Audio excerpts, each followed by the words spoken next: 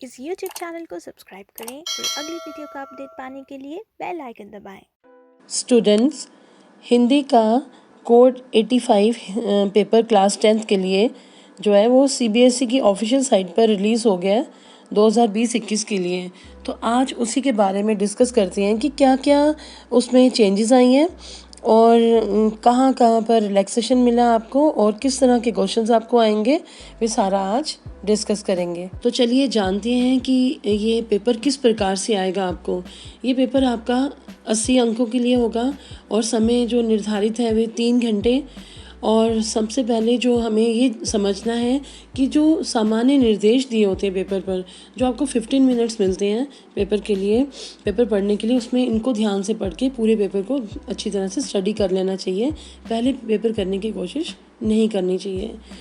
तो सामान्य निर्देशों के अंतर्गत आपको पहले ही ये जान लेना चाहिए कि निम्नलिखित निर्देशों को बहुत ही सावधानी से पढ़िए और उनका पालन कीजिए। ये अगर अभी आपको पता होगा तो वहाँ आप अपना टाइम वेस्ट नहीं करेंगे। पहला पॉइंट है इसमें, इस प्रश्न पत्र के 2 खंड हैं, खंड अ और ब। खंड अ में कुल 9 वस्तुपरक प्रश्न पूछे गए हैं। सभी प्रश्नों में के उप प्रश्न दिए गए हैं। दिए गए निर्देशों का पालन करते हुए प्रश्नों के उत्तर दीजिए। थर्ड पॉइंट इसमें रहेगा, खंड ब में कुल 8 वर्णनात्मक प्रश्न पूछे गए हैं। प्रश्नों में आंतरिक विकल्प दिए गए हैं। दिए गए निर्देशों का पालन करते हुए प्रश्नों के उत्तर दीजिए। तो ये निर्देश आपको सही ढंग से पढ़ना और जानना है, इनका ज्ञान होना आपको बहुत आवश्यक। आपके पेपर में पहला प्रश्न होगा अपठित गद्यांश। तो इसमें चॉइस होगी, ये 5 मार्क्स का होगा। टोटल 2 गद्यांश आपको करने हैं, मतलब 4 गद्यांश होंगे, वहाँ पर 4 गद्यांश होंगे जिनमें से आपको 2 अटैम्प्ट करने हैं। तो पहले वाले में भी चॉइस होगी और फिर उसके बाद दूसरे में भी। लेकिन जल्दबाजी में ये मत कीजिएगा कि आप दोनों एक ही जगह से कर लो। आपको पहले में जो चॉइस अथवा करके दिया है तो उसमें से आपको एक करना है, फिर दूसरे में भी अथवा करके दिया है तो उसमें से भी आपको एक अटैम्प्ट करना है। और बच्चों, सबसे अच्छी बात आपके लिए ये होगी है कि MCQ में है। आपको कोई दिमाग नहीं लगाना बैठ के कि आपको डिटेल में आंसर्स लिखने हैं। आपके आंसर्स वहाँ होंगे, आपको सर्वाधिक उपयुक्त जो विकल्प होगा उसे चुनना है और पेपर में लिखना है, ना ही आपको ये सारे उतारने हैं। ये इस बात का भी ध्यान रखना है। और कितना अच्छा हो गया आपके लिए कि गद्यांश आपके 10 मार्क्स के MCQ में आएंगे। और उसके बाद आपका सेकंड प्रश्न फिर से गद्यांश है, अपठित गद्यांश होगा ये भी। इसमें भी आपकी चॉइस होगी और मल्टीपल चॉइस क्वेश्चंस होंगे, तो ये भी करने आपके लिए इजी हैं। आपके पेपर में थर्ड क्वेश्चन जो होगा वो होगा व्यावहारिक व्याकरण। तो सिर्फ थर्ड ही नहीं, third, fourth, fifth and six, ये सारे व्याकरण पर आधारित प्रश्न होंगे। और सबसे अच्छी बात है कि ये भी MCQ में होंगे, तो इनको करना भी आपके लिए इजी हो जाएगा।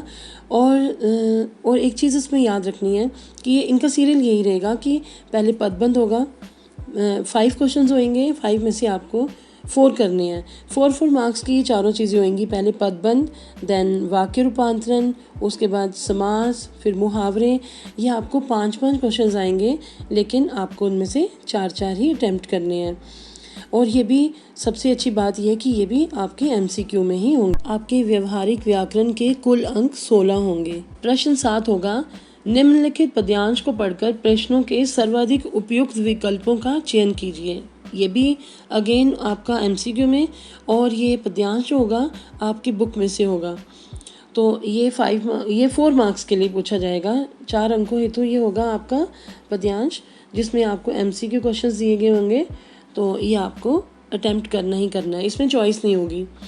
उसके बाद नेक्स्ट आपका है 8th क्वेश्चन, निम्नलिखित गद्यांश को पढ़कर प्रश्नों के सर्वाधिक उपयुक्त विकल्पों का चयन कीजिए। इट मीन्स कि अगेन MCQ, ये आपके 2 क्वेश्चन आएंगे ऐसे, गद्यांश 2 आएंगे, प्रश्न नंबर 8 भी और प्रश्न नंबर 9 भी, और दोनों ही आपको अटेम्प्ट करने हैं और ये दोनों 5-5 अंकों हेतु होंगे। तो एक चीज़ याद रखिएगा बेटा, इस यहाँ पर आप चॉइस मत समझ लीजिएगा, जब तक अथवा ना लिखा हो तो चॉइस नहीं होती है। तो 8 क्वेश्चन अलग है, 8 अलग है, 9 अलग है। तो दोनों में MCQ दिए हुए हैं और दोनों को ही आपने अटेम्प्ट करना है और दोनों ही आपकी बुक में से होंगे। इसके बाद प्रश्न 10 पर आ जाते हैं। ये 4 अंकों हेतु होगा और ये आपकी बुक स्पर्श में से होगा। और इसमें 3 क्वेश्चन आएंगे जिनमें से आपको 2-2 मार्क्स के 2 क्वेश्चन अटेम्प्ट करने हैं। तीनों 2-2 मार्क्स के दिए होंगे। आपको कोई 2 प्रश्न करने हैं इनमें से। उसके बाद प्रश्न 11 है। 11 में भी आपको 4 अंकों के लिए आएगा और इसमें भी आपको याद रखना है कि ये प्रतिपाद्य या केंद्रीय भाव मतलब कोई सेंट्रल आइडिया किसी कविता का पूछा जा सकता है या किसी पाठ का पूछा जा सकता है। जैसे इसमें दिया हुआ है, मनुष्यता कविता और अब कहाँ दूसरे के दुख से दुखी होने वाले पाठ का केंद्रीय भाव एक ही है, सिद्ध कीजिए। तो इन्होंने आपको सिद्ध करने के लिए बोला। तो इस तरह भी हो सकता है कि आपसे केंद्रीय भाव पूछा जाए या फिर प्रतिपाद्य, both are one and the same thing.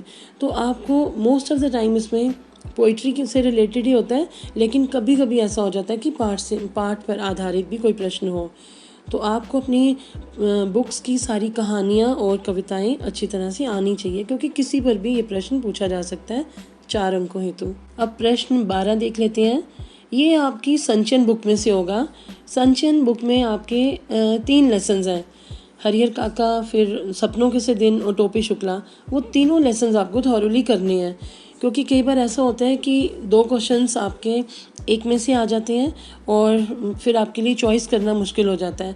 तो इसके लिए this is most important thing कि आपको ये याद रखना है कि तीनों लेसन जो हैं संचयन के वो आपको तैयार करने हैं और क्वेश्चंस 2 ही करने हैं, चॉइस होगी।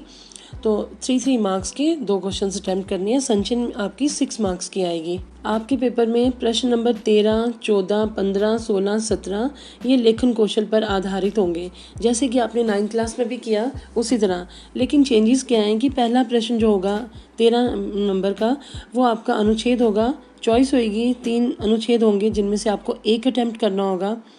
उसके बाद प्रश्न 14 में आपको पत्र होगा, तो औपचारिक पत्र होंगे, तो आपने औपचारिक पत्र अच्छी तरह से करने हैं। इसके लिए तो ये 5 मार्क्स का होगा और अनुच्छेद आपका 6 अंकों हेतु होगा। और प्रश्न नंबर 15 में आपको कोई सूचना लेखन के लिए दी जाएगी, कोई सूचना दी जाएगी करने के हेतु, तो इसमें भी चॉइस होएगी आपकी। और फिर प्रश्न 16 में भी विज्ञापन लेखन में भी आपको चॉइस होगी, आप 9th में भी कर चुके हैं। और फिर प्रश्न 17 में आपको लघु कथा लेखन में किस तरह से आपको अटेम्प्ट करना है ये मैंने अपने चैनल पे आपको बताया हुआ है, तो आप उसको एक बार फिर से देख सकते हैं और समझ सकते हैं। और इस तरह से ये आपके 5 मार्क्स के होंगे क्वेश्चंस। 14, 15, 16, 17 आपका 5 अंकों हेतु होगा और जो 13 है वो 6 अंकों हेतु। तो बच्चों ये तो था आपके पेपर का पैटर्न, हिंदी के पेपर का पैटर्न।